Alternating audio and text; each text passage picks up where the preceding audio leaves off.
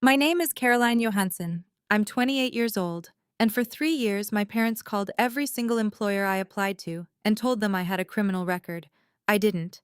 I've never been arrested. I've never even had a parking ticket.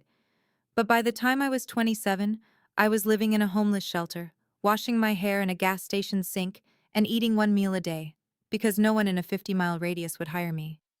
My dad would text me once a week, his same message every time: come home and apologize, and maybe I'll stop. Then one Tuesday morning, a woman knocked on the shelter door and said 7 words that changed everything. Your grandma hired me to find you. Before I tell you what was inside that briefcase, please take a moment to like and subscribe. But only if you genuinely connect with this story. And drop a comment telling me what time it is where you are right now. I always love seeing where you're all listening from. Now, let me take you back to Harlan, Ohio, the week after my 25th birthday, the day I decided I was done asking permission to have a life. Harlan, Ohio, population 4,000 and change. One grocery store, one high school, one diner that's been serving the same meatloaf since 1987. The kind of place where everyone waves from their porch and knows whose truck is parked where it shouldn't be. The Johanssons, that's us, we were considered decent folks. My dad, Gerald, that worked as plant manager at the Harlan manufacturing facility for 19 years before it shut down. My mom, Denise, volunteered at the food drive every Thanksgiving. On paper, we were the family people pointed to and said, "See? That's how you raise a daughter." Behind the front door, things ran on a different set of rules. I didn't have my own house key until I was 20. I wasn't allowed to drive more than 10 miles without calling ahead. When I was 14, and I started bussing tables at the Route 30 diner after school. Minimum wage, nothing glamorous. My paychecks went straight into a joint bank account my mom opened for safekeeping. I never saw a statement. I never asked. That's how things worked. I graduated valedictorian, top of my class. I had a guidance counselor who pulled me aside senior year and said, "Caroline, you could get scholarships, real ones." I brought the brochures home. My dad didn't even open them. And he set them on the counter and said, "College is for people who can't work with their hands." So I stayed. I cleaned. I cooked. I mowed the lawn and helped my mom with the garden and listened to my dad talk about how the world was falling apart every night at dinner. And every night he'd look at me across that table and say the same thing: "You've got a roof, food, and family. What else does a girl your age need?" For a long time, I didn't have an answer. The week after I turned 25, something shifted. It wasn't dramatic. There was no fight, no breaking point. I was standing in the kitchen, scrubbing the same cast iron skillet I'd been scrubbing since I was 12, and a thought landed in my head like a rock through a window. I'm going to be 40 years old, standing in this exact spot, doing this exact thing. That scared me more than anything my dad had ever said. The next morning, I walked to the Harlan Public Library. And I sat down at one of the public computers in the back row, the ones with the sticky keyboards and the 15-minute time limits. And I created a new email address. Not the family one my mom monitored, a new one, just mine. I found a listing for a hardware store in Millfield, 20 minutes east. They needed a sales associate, full-time, 9 to 5, benefits after 90 days. I typed up my application with 2 fingers and hit send before I could talk myself out of it. 2 days later, as an email came back. They wanted to interview me. Thursday at 10. I read that email 3 times. I closed the browser. I walked home with my hands shaking. Not from fear, but from something I hadn't felt in years. I think it was hope. That night at dinner, something was off. My dad sat at the head of the table, fork in one hand, newspaper folded beside his plate. He looked at me once, just once, with an expression I couldn't name. My mom stood at the sink with her back to both of us, washing dishes that were already clean. Nobody said a word. The next morning, I drove to Millfield for that interview. The manager shook my hand at the door. He smiled. Then he sat me down, and his smile disappeared. His name was Bill, mid-50s, reading glasses on a chain around his neck. He had my application printed out on the desk between us. "Caroline," he said, "I'm going to be straight with you." "Okay. Is there anything in your background we should know about?" I blinked. No sir, nothing." He took off his glasses, rubbed the bridge of his nose. "We received a phone call yesterday. Someone I'm not going to say who, mentioned a felony theft charge. The room tilted. I gripped the armrest of my chair. That's not true. I've never been arrested. I've never stolen anything in my life. Bill looked at me, and I could see it. He wanted to believe me. But he also had a business to run and a phone call sitting in his ear. I'm sorry, he said. We can't move forward. I drove home in silence. No radio, no crying, just the white lines on Route 30 blurring past. When I pulled into the driveway, my dad was sitting on the porch, newspaper open across his lap. He didn't look up. How was your day, sweetheart? I stood there, keys in my hand, staring at the back of his newspaper. He turned a page. Slow. Casual. Fine, I said. Good. He folded the paper. Your mom made pot roast. I sat through dinner. Pot roast, green beans, iced tea. My mom talked about the neighbor's new fence. My dad nodded along like it was the most interesting thing he'd ever heard, and somewhere between the pot roast and the iced tea, a thought started forming. Small, ugly, impossible. Did they know? I pushed it down. They were my parents. Parents don't do that. I wouldn't push it down for long. Over the next 6 weeks, I applied to 3 more places. A grocery store in Ridgeway, a warehouse on the county line, a diner in Cooperton that was hiring morning shift. All 3 called me in for interviews. All 3 canceled within 48 hours. The grocery store said they'd filled the position. The warehouse never called back. But the diner? The diner was different. The owner, a woman named Pat, was honest with me. She leaned across the counter and lowered her voice. Honey, someone called here about you. My chest tightened. What did they say? Said you had a criminal record. A theft and fraud. Was it a woman? Pat nodded. Said she was a concerned neighbor. Concerned neighbor. That night I waited until my parents went to bed. I crept down the hallway to my mom's sewing room, the one room in the house that was hers alone. I opened the desk drawer, pushed aside the fabric scraps and pincushions, and there it was. A small blue notebook. I opened it. My mom's handwriting, careful, neat, the same cursive she used for birthday cards. Down the left column, names. Millfield Hardware, Ridgeway Fresh Mart, County Line Logistics, Cooperton Family Diner. Down the right column, red check marks.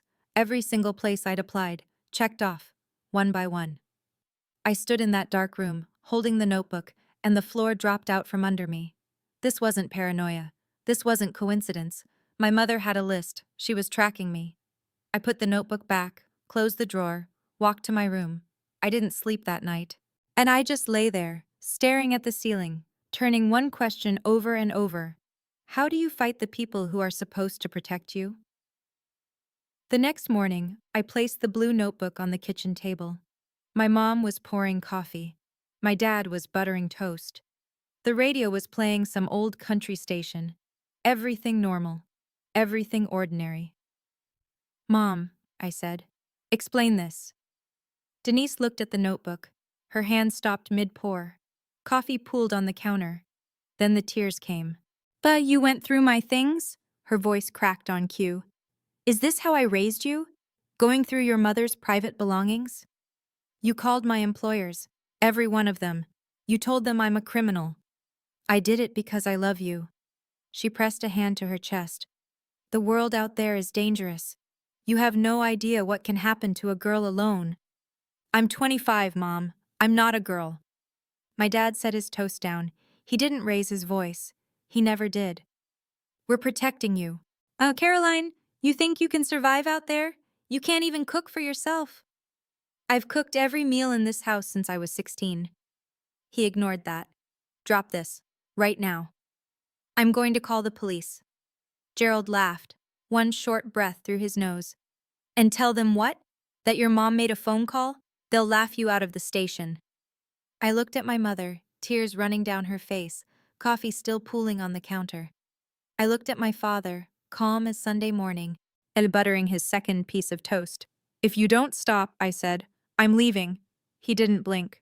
You walk out that door. You walk out with nothing. No money, no papers, nothing. I thought he was bluffing. He wasn't. I packed that night, one backpack, 2 changes of clothes, a toothbrush, my phone charger, and a photo of my grandmother that I kept in my nightstand.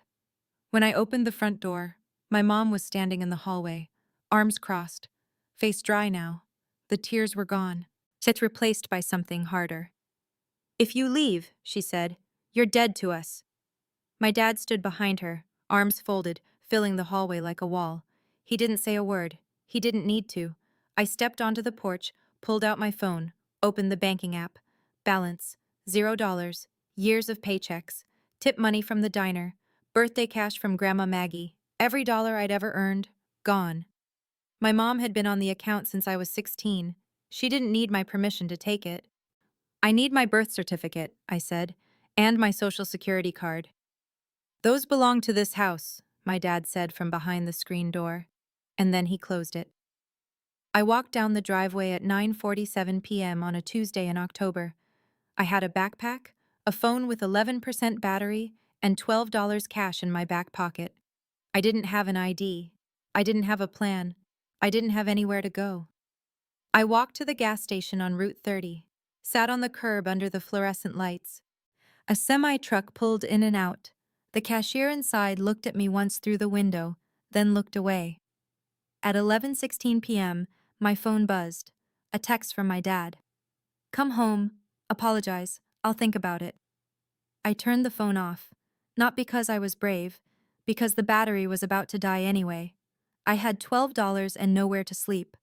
But for the first time in 25 years, nobody was telling me where to go. I found the Harlan Community Shelter 2 days later. And a woman at the gas station counter, the same one who'd looked away that first night, told me about it on my second morning of sleeping in the bathroom stall. She didn't ask questions. She just wrote down an address on a napkin and slid it across the counter. The shelter was a converted warehouse on Mill Street. 20 beds, a shared bathroom, and a kitchen run by volunteers. It smelled like industrial cleaner and reheated soup. The fluorescent lights buzzed all night. Linda Marsh ran the place. 47, short hair, reading glasses she kept pushing up her nose. She didn't ask me why I was there. She handed me a towel and pointed to bed 14. "You don't have to explain why you're here," she said. "You just have to want to get back up." I was the youngest person in the shelter by at least 15 years. I started the process of replacing my documents. Filed for a new birth certificate through the mail. 6 to 8 weeks, they said. Went to the DMV for a temporary ID, but without my social security card or any supporting documents, I got shuffled into a backlog. Come back in 3 weeks, then come back again. While I waited, I washed dishes at the shelter in exchange for an extra meal. I swept the floors. I organized the supply closet. I needed to be useful. I needed to be moving. And I kept applying for jobs, this time farther out. 30 miles, 40. Places my parents had never heard of, in towns they'd never been to. Yet I told myself, distance would fix it. If I went far enough, their reach would end. I was wrong about that too. The restaurant was in Granton, 35 miles south. A family place, checkered tablecloths, daily specials on a whiteboard. They needed a hostess. I applied online at the library and got an interview the same week. I borrowed a blouse from another shelter resident. Took the county bus at 6 a.m. The manager's name was Dave. He seemed decent. Shook my hand. Said they'd let me know by Friday. Thursday morning, Dave called. I picked up on the first ring. "Caroline, I'm sorry. We've decided to go in a different direction." My stomach dropped. "Can I ask why?" Pause. Long pause. "Someone emailed us a document. Looked like a police report." I sat down on my shelter bed. A police report. It wasn't a phone call this time? No, an email with an attachment. Looked official. A document, typed, formatted, and sent from an anonymous email to a restaurant 35 miles away. My father spent 19 years as a plant manager. He knew how to write memos. He knew how to format official-looking paperwork. He had a printer, a scanner, an old company letterhead that looked close enough to something authoritative if you didn't look too hard. They'd upgraded. Phone calls weren't enough anymore. Then now there were documents. Fabricated evidence designed to look like something a background check might produce. That evening, sitting on bed 14, my phone buzzed. Unknown number, but I knew the cadence. "Still cold out there? Doors still open, for now." I stared at that message for a long time. Then I deleted it. But something else stuck with me that night. Something Linda had mentioned 2 days earlier. A woman had come to the shelter asking about me. A woman I didn't know. She'd left a business card. I hadn't thought much of it then. Now I couldn't stop thinking about it. He called on a Sunday. I don't know why I picked up. Maybe because it was raining and the shelter roof leaked over bed 12 and I was tired in a way that sleep doesn't fix. Come home, Caroline. Stop calling my employers. I don't know what you mean. I've seen the notebook, Dad. What notebook? Mom's, with the check marks. Silence. 5 seconds. 10. When I could hear the kitchen faucet running in the background, the same faucet that dripped for 3 years because he never fixed it. You're confused, he said. You've always been confused. I'm not confused. I'm unemployable, because of you. You're unemployable because you're not ready for the real world. That's what I've been trying to. I'm hanging up. You hang up, you lose this family. I already lost it. I pressed the red button, set the phone face down on the mattress, but my hands were shaking. Not from fear, from the effort of keeping my voice steady for 2 minutes and 14 seconds. I didn't call back. He didn't call again. From that point forward, it was only texts. Once a week, sometimes twice. Always the same tone. A door held open just enough to remind me it could close. Thanksgiving's coming. Your mom's making pie. Saw your friend Katie at the store. She asked about you. Getting cold, shelter can't be warm. Each one a fishhook.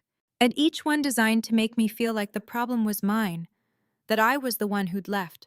The one who'd broken the family. The one who needed to come crawling back. I saved every text. I didn't know yet what I'd do with them. But something in me said, keep everything. It was the smartest thing I did that year. After I hung up that phone, I sat on my shelter bed and stared at the ceiling for a long time. I kept thinking, why? Why would your own parents rather see you homeless than independent? I still don't fully have that answer. But I want to ask you, have your parents ever destroyed an opportunity for you and then acted like they were doing you a favor? If that hits close to home, I'd really love to hear your story in the comments. In the quiet nights at the shelter, and they were all quiet, just the hum of the baseboard heater and someone coughing 2 beds over, I thought about my grandma. On Margaret Johansson. Everyone called her Maggie. She lived on a 40-acre farm outside of Ridgeway, about 40 minutes from Harlan. Chickens, a half-acre garden, and a barn she painted white every spring because she said it kept things honest. She sold the farm 3 years before she died. I was 23 when she passed.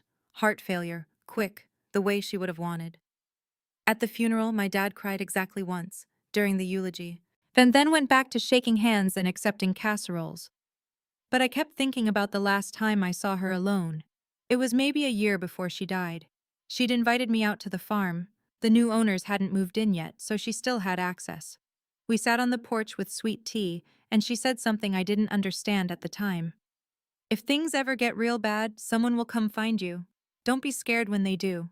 I remember laughing. Grandma, oh, what are you talking about? She didn't laugh. She just looked out at the field and said, I know my son, sweetheart. I've known him for 50 years. Then she changed the subject, asked me about the garden at home, whether the tomatoes came in. But there was one more thing. Something she said as I was walking to my car. I sold the farm, but I didn't spend the money. Remember that. I didn't remember it. Not until month 5 at the shelter, lying on bed 14, and staring at a water stain on the ceiling shaped like Ohio. Then I remembered every word. It was Linda who brought it up again. I was restocking the supply closet, toilet paper on the left, cleaning spray on the right, the kind of mindless work that keeps your hands busy when your head won't stop. And she leaned against the doorframe with that look she got when she was choosing her words. Caroline, remember that woman who came by last month? I stopped. The one asking about me? Yeah, Ruth something. I didn't give her your information. Shelter policy. But she left a card. Linda pulled it from her back pocket, slightly bent at the corner. She handed it to me. Ruth Callan, licensed private investigator, State of Ohio, license number P. I-20147 740 555-0182. I read it twice. Private investigator. My first thought, the obvious one, My dad hired someone to find me. This was his next move. Track me down, report my location, is maybe try to get me removed from the shelter on some fabricated claim. What did she look like? I asked. 50s, short gray hair, calm, polite. Linda paused. She didn't seem like trouble, Caroline. She seemed like someone looking for a person she cared about. I slipped the card into my pocket. I didn't call the number. I wasn't ready to walk into whatever trap my father had set next. I'd been outmaneuvered too many times already, but the card stayed in my pocket. And every time I did laundry, I moved it to the clean pair of jeans. I couldn't throw it away. Something about it nagged at me. The way she'd come to the shelter instead of calling. The way she'd left her name instead of hiding behind an anonymous tip. That wasn't how my parents operated. They hid. They lied. They sent things from the shadows. This woman knocked on the front door. Month 7, I was starting to get my footing. My replacement birth certificate had arrived, and the DM5 finally processed my temporary ID. I had a photo of my own face on a government-issued card for the first time in my adult life. Small victory. Enormous feeling. Then Linda called me into her office. She was sitting behind her desk with the door closed. That never happened. Linda's door was always propped open with a brick she'd painted blue. "Sit down," she said. Not unkind, but serious. "I got a call today. A woman identifying herself as a social worker. She said you have a documented history of violence and that you pose a risk to other residents." The room went cold. "That was my mother." Linda nodded slowly. "I figured. I've worked here 11 years. Social workers don't cold call shelters to trash a resident. That's not how it works." "What did you tell her?" "I told her I couldn't discuss resident information." She hung up. Linda leaned forward. "I'm documenting this call in our records. But I have to be honest with you. If she contacts the county office, if she files a formal complaint through the system, I may not be able to protect your spot here. That's above me." I sat there. The fluorescent light buzzed overhead. The baseboard heater clicked. My parents had sabotaged my job applications. They'd fabricated police reports. They'd drained my bank account and kept my identity documents. And now they were trying to take away the last place I could sleep at night. Then something shifted in that moment. It wasn't anger. Anger is hot and sloppy, and it burns out. This was different. This was clear. Like a window someone had been smearing with grease for years, and I'd finally wiped it clean. I was done being scared. I was ready to be precise. Harlan holds a town council meeting the first Thursday of every month. Folding chairs in the community center, fluorescent lights, a microphone on a podium that squeals if you stand too close. If 15 to 40 people show up, depending on whether there's a zoning dispute or a pothole complaint. Most of the time, it's the same dozen retirees and one guy who's been trying to get a stop sign on Elm Street for 3 years, Linda told me. Word travels fast in a town this size. "Your dad signed up to speak tonight," she said. I went. I sat in the last row, near the exit, in a borrowed jacket. I hadn't been in a public space in Harlan since I left. Gerald stood at the podium at 7:22 p.m. Said he was wearing his good shirt, the blue one Denise ironed for funerals and bank meetings. His voice cracked on the first sentence, and I knew it was rehearsed. "I'm here as a father," he said. "My daughter left home and fell into bad company. She's living in a shelter. I've tried to bring her home, but she refuses." He paused. Let the silence work. A woman in the second row put her hand over her mouth. "I'm asking this community to help me reach my little girl."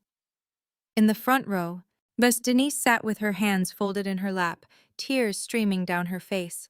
The woman beside her, Mrs. Patterson from the post office, reached over and squeezed her arm. People turned to look at me. I could feel it. 40 pairs of eyes, some pitying, some curious, some already convinced. The man at the podium was a heartbroken father. The girl in the back row was the problem. Nobody asked me if I wanted to speak. The meeting moved on. I didn't say a word. And I took out a notebook and wrote down everything my father had said, word for word. Then I left through the side door. After that meeting, Harlan made its decision about me. The grocery store where I'd asked about part-time stocking, the manager's wife had been at the meeting. Position filled. The gas station attendant who used to nod at me started looking past me. At the shelter, one of the volunteers, a retired teacher named Barb, pulled me aside during lunch. Honey, maybe you should just go home.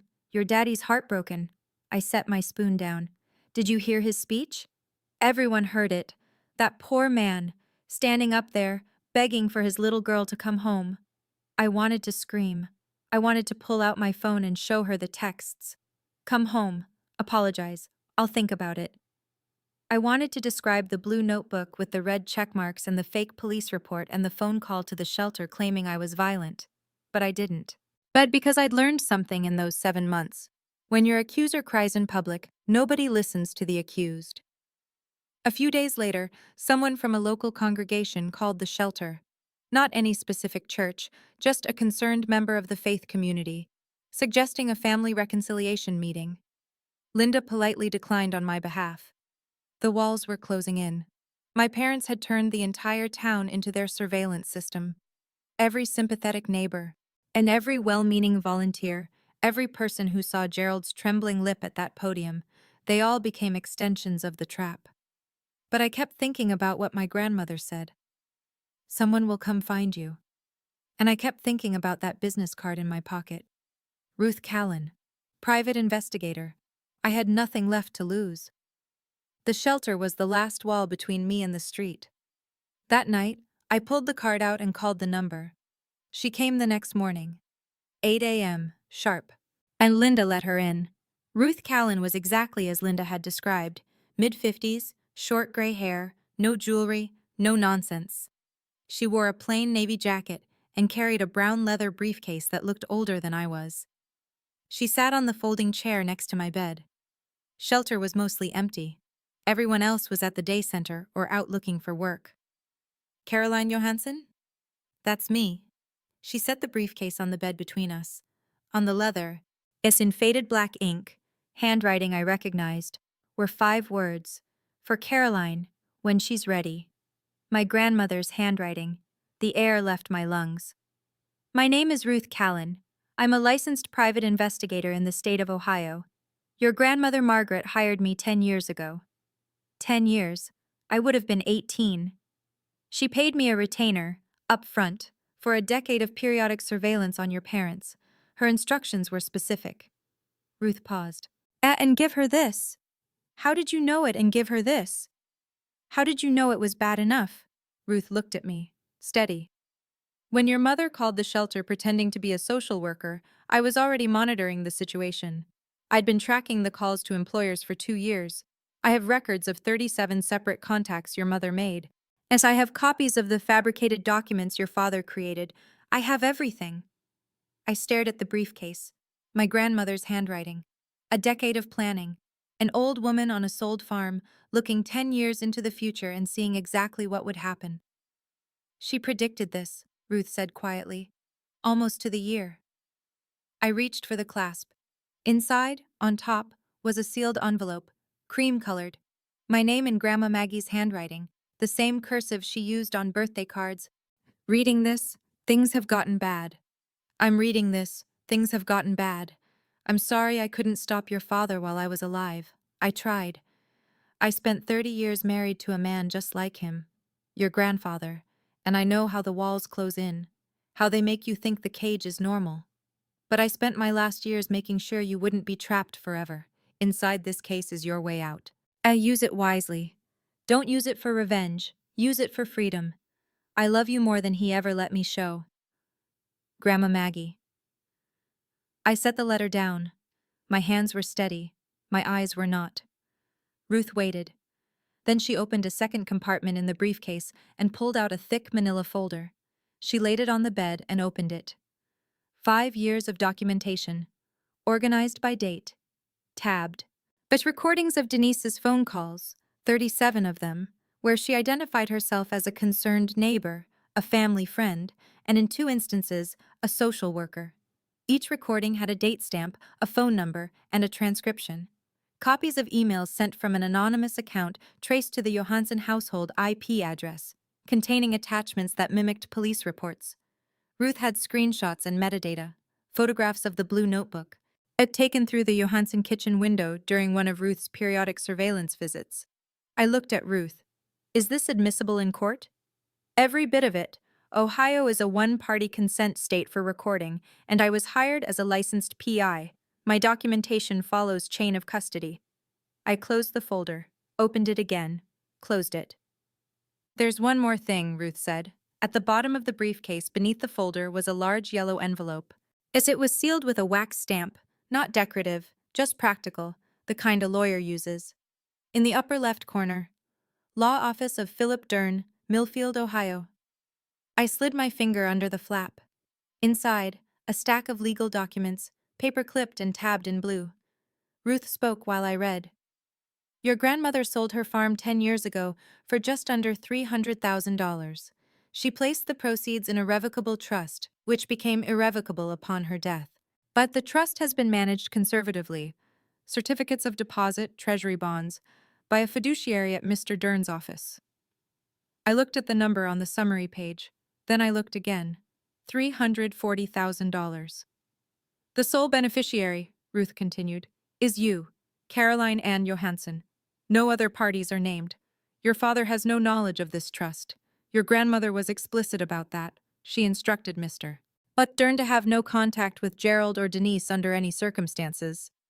I put the papers down on the bed. The shelter mattress sagged under the weight of them. Or maybe that was me.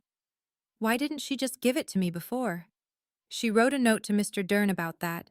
She said, and I'm paraphrasing, if I give it to her now, Gerald will find a way to take it. She has to need it first. I looked at my grandmother's handwriting on the briefcase. For Caroline? Why, when she's ready. To access the funds, Ruth said, you'll need to visit Mr. Dern in person with valid identification. A birth certificate or state-issued ID will work. I reached into my back pocket, pulled out the temporary ID I'd gotten from the DMV 2 weeks earlier, the one I'd fought 3 months to get. It was the right time. She'd planned for everything. Philip Dern's office was above a hardware store in downtown Millfield. Narrow staircase, glass door with gold lettering, and a waiting room with 2 chairs and a fern that had seen better decades. Ruth drove me. I wore the only clean outfit I had, jeans, a white blouse borrowed from Linda, and shoes I'd bought at a thrift store for $4. Dern was 64, thin, wire-rimmed glasses. He stood when I walked in and shook my hand with both of his. Your grandmother talked about you constantly, he said. Please, sit. He verified my ID, checked the birth certificate I'd received by mail. I'd cross-referenced my social security number through a secure system. Everything matched. Everything was in order. The trust is active, he said. You have full access to the funds as of today. He slid a document across the desk. I signed. My hand didn't shake. Then he said something I wasn't expecting. Your grandmother also left instructions for me. She wrote, Caroline might need a lawyer before she needs the money. He opened a desk drawer. She asked me to refer you to someone if needed, a litigator. He handed me a business card. Ellen Briggs, civil litigation, defamation, harassment, based in Millfield. I took the liberty of calling her this morning, Dern said. She can see you at 2. I looked at the card, then at Dern. Did my grandmother plan this too? She planned for the possibility. She hoped it wouldn't come to this.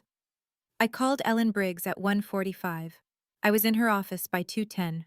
By 3:30, and she had reviewed Ruth's entire evidence file, every recording, every fabricated document, every check-marked entry in that blue notebook. Her exact words. This is defamation per se. Falsely stating someone has a criminal record is actionable in Ohio without proving damages. But we have damages. 3 years of them. She filed the lawsuit that week. Gerald Johansson was served on a Monday morning at 8:15 a.m. A process server walked up the driveway while Gerald was checking the mailbox. Mrs. Patterson from the post office was watering her azaleas 2 doors down. She watched the whole thing, the envelope, Gerald's face, the way he stood on the driveway reading the first page without moving for a full minute. Denise was served separately, 1 hour later, at the Harlan Fresh Mart.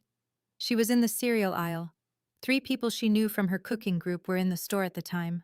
By noon, half of Harlan had heard. By dinner, the other half.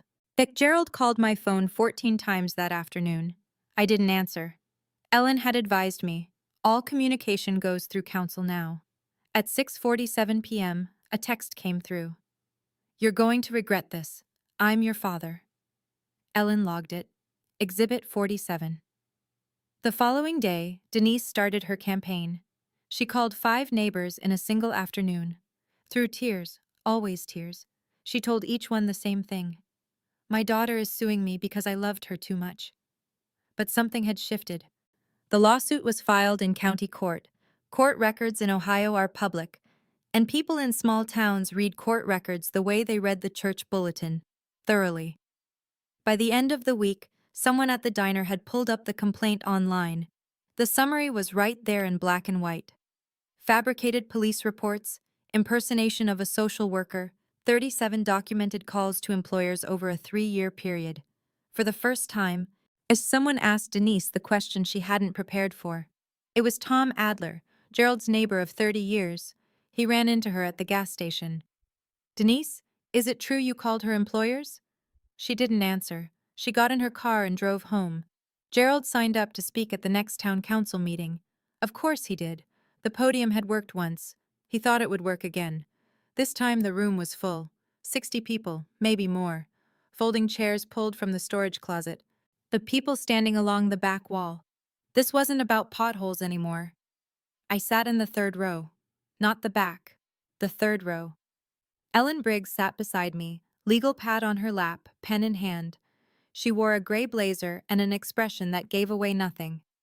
Gerald took the podium at 7:15. Most of you know me, he said. I've lived in Harlan my whole life. I coached Little League, I served on the planning committee. Oh, and now my own daughter is trying to destroy this family with a frivolous lawsuit. He gripped the sides of the podium. She's been influenced by outsiders, lawyers, people who don't know this family. I'm asking this community to stand with me. He looked at me. I looked back, didn't flinch. The room was silent. Then Ellen stood up. My name is Ellen Briggs. I'm an attorney licensed in the state of Ohio, and I represent Caroline Johansson. She spoke calmly. It has been filed in county court. Has been filed in county court. The complaint, and its supporting evidence, are part of the public record. I'd encourage anyone here who's curious to look them up, rather than relying on one person's version of events. She sat down. No drama, no accusations, no raised voice. The room was quiet for 8 full seconds. I counted. Then the council chair cleared his throat and moved to the next agenda item. Gerald stood at the podium a moment longer. Then he sat down. He didn't look at me again. The court granted the civil protection order 11 days later. 500 feet. No direct contact. No contact through third parties. No phone calls, no texts, no letters, no emails, no messages relayed through neighbors, friends, or anyone else. Gerald violated it within the first week. He borrowed his neighbor's phone, a man named Dale who didn't know any better, and texted me, "This isn't over, Caroline." Ellen documented it, filed it with the court. Gerald received an official warning from the judge.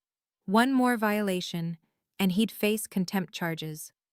The defamation case moved forward. Ellen submitted Ruth's evidence package, the recordings, the call logs, the fabricated documents, the metadata linking the anonymous emails to the Johansson household, 37 calls, 5 forged police reports, 3 years of systematic interference with my ability to earn a living. Gerald hired a lawyer, a low-cost attorney from 2 counties over who looked like he'd rather be anywhere else. After reviewing the evidence, he called Ellen and recommended settlement. Gerald refused. I'm not settling with my own daughter.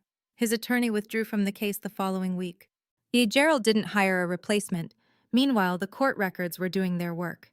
In Harlan, public documents are public conversations. People read, people talked. Did you see the part about the social worker call? She made 37 calls. Gerald faked a police report? Gerald Johansson? At the Harlan Diner, where I used to bus tables at 14, the cook told a regular, "That girl applied here once. I turned her down because of a phone call. I feel sick about it." The truth doesn't need a podium, it just needs to be accessible. Slowly, then all at once, Harlan started reading. Denise was the first to feel it. The Thursday Cooking Circle, a group of 8 women who'd been meeting at each other's houses for 15 years, sent her a message through the group organizer.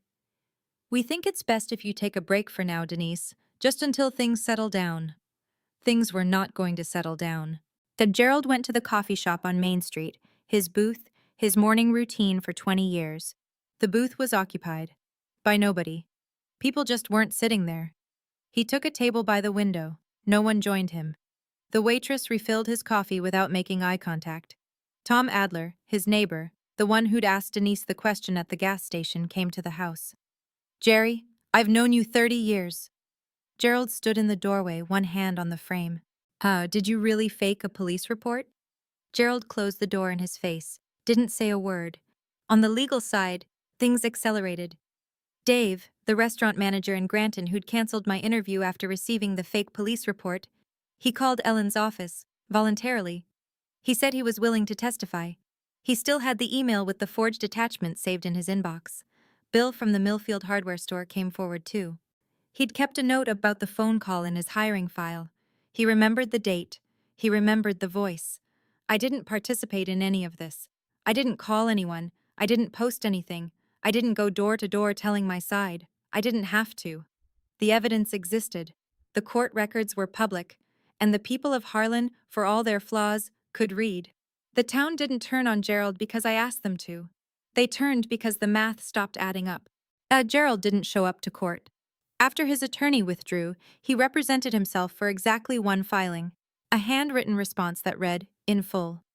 This is a family matter, and the court has no jurisdiction over a father's right to protect his child. The judge disagreed. When Gerald failed to appear for the hearing, Ellen moved for a default judgment. The court granted it. Defamation per se. Tortious interference with prospective employment. Fed damages, $85,000. Calculated from 3 years of lost income and documented harm. Gerald didn't pay. Ellen filed a lien on the Johansson house. I was sitting in Philip Dern's office when the judgment came through. He printed it out and handed it to me across the same desk where I'd signed the trust documents 2 months earlier. "How do you feel?" he asked. "Tired," I said, and I meant it. That same week, Dern offered me a job, and not out of charity. He'd been watching me organize Ruth's evidence files, build timelines, cross-reference dates. "I need an administrative assistant," he said. "You're the most organized person I've met in 40 years of practice." I started the following Monday. $16.50 an hour. Benefits after 60 days. A desk by the window with a fern that needed watering. With the trust funds, I rented a one-bedroom apartment in Millfield. Ground floor, small kitchen. A door with a lock and a key that belonged to me. I bought a used Honda Civic with 140,000 miles. I opened a bank account with only my name on it. I bought groceries for the first time in my life without asking anyone's permission. The apartment was quiet. No one asked where I was going. No one checked my email. No one called my employer. The quiet was the loudest thing I'd ever heard. You know, when I was sitting in that courtroom and the judge read the ruling, I didn't feel joy. I felt tired. 3 years of my life, gone. 8 months in a shelter bed. All because my parents would rather destroy me than let me go. Let me ask you something specific. If your parents had faked a police report to stop you from getting a job, would you have sued them? Or would you have walked away? Tell me in the comments. I genuinely want to know. 3 months after the judgment, a letter arrived at the shelter. Linda forwarded it to me. Denise had sent it to my old address. Not my new one. A technical gray area in the protection order, but a violation of its spirit. I opened it at my kitchen table. My kitchen table. Dear Caroline, I'm your mother. I'll always be your mother. Dad says he's sorry. Come have Thanksgiving dinner. We can put this behind us. I read it twice, then a third time. Dad says he's sorry. Not Dad is sorry, says, like she was relaying a weather report. We can put this behind us. Not I was wrong. Not I shouldn't have called your employers 37 times. Not I forged documents to keep you unemployable. Just, we can put this behind us. Like it was a disagreement about the thermostat. I sat with that letter for an hour. I made coffee. I fed my cat, a tabby I'd adopted from the Millfield shelter and named Maggie, because of course I did. Then I wrote back, through Ellen, as the protection order required. Mom, I wish you well. But love does not include sabotaging your child's ability to survive. You called my employers. You impersonated a social worker. You tried to get me removed from the only place I had to sleep. Please respect the court order. Do not contact me again. Caroline. I sealed the envelope, stamped it, drove to the post office in Millfield, not the one in Harlan, not the one where Mrs. Patterson would see me and report back. Then I went home. My home. I cooked dinner for one. Pasta, garlic bread, and a glass of water. Maggie sat on the counter and watched me eat. It was the best meal I'd ever had. I'm not telling you this story so you'll hate my parents.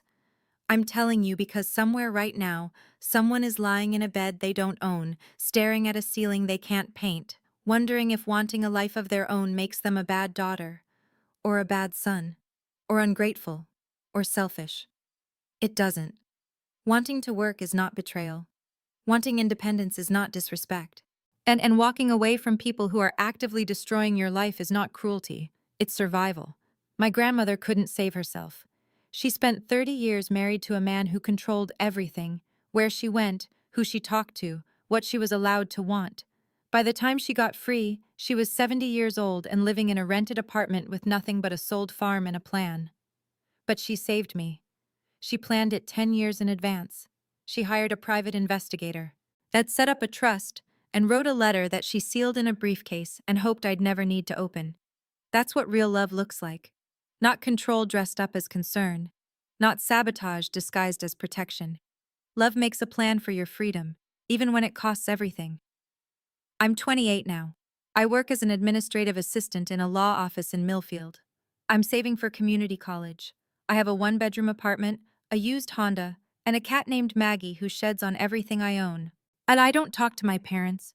I haven't closed the door forever. But the key is mine now. They don't get to decide when it opens.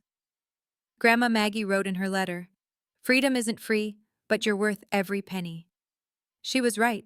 Gerald sold the house. He didn't have a choice. The lien Ellen filed meant the judgment had to be satisfied before the property could transfer, and Gerald couldn't afford to pay $85,000 out of pocket. The house on Maple Street, the one I grew up in, the one with the porch where he read his newspaper and pretended not to know what his wife was doing, sold for $168,000. After the lien, the realtor fees, and the back taxes he'd been ignoring, he walked away with just enough to rent. He and Denise moved to a trailer park outside of Galleon, 20 minutes from Harlan. Close enough to still buy groceries at the Fresh Mart, but far enough that they stopped running into people who used to wave. Gerald never admitted he was wrong. Not once. And he told his new neighbors the same story he told the town council. My daughter was brainwashed by a lawyer. He'll probably tell that story until the day he dies. Some people would rather lose everything than admit they were the villain. But Denise did something I didn't expect. Ruth told me, months later, during one of our occasional phone calls. Denise had started seeing a therapist, on her own, without Gerald knowing. She told the therapist that during their third session, "I think I did something terrible. I don't know what to do with that. I'm not ready to forgive her. I may never be. But I can hold two things at once. The woman who called 37 employers and lied about her daughter, and the woman who finally sat in a chair and said the truth out loud. People are complicated, even the ones who hurt you worst. But complicated doesn't mean you owe them access to your life. Healing doesn't require reconciliation, and sometimes it just requires distance. That's my story. If you made it this far, thank you. Not everyone has a grandmother who plans a decade ahead, but everyone deserves to know that wanting independence is not betrayal. If this story reminded you of someone you know, please send it to them. Sometimes knowing you're not alone is enough. Hit like if this resonated. Subscribe if you want more stories like this. And if you want to hear what happened when Denise showed up at my workplace 6 months later, that story is linked in the description below. I'll see you there.